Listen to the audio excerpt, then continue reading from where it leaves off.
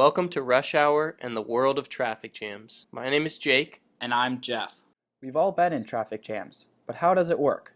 Traffic jams are a dynamic system dependent upon the number of cars entering and leaving the general area.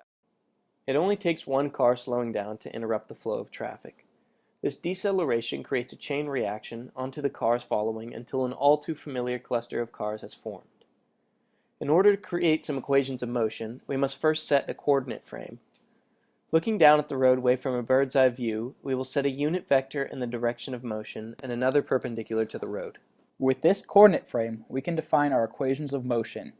G of x, y, and t is the generation rate of cars, k is the traffic density, and u is the x and y components of the velocity.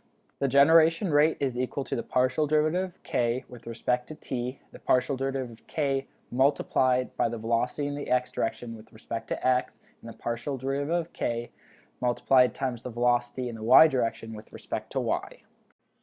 These equations of motion are based on a conservation law, which means that the number of cars in a system remains the same. Using this concept on our discrete dynamic system of traffic jams, we can create a negative feedback loop which strives to limit traffic.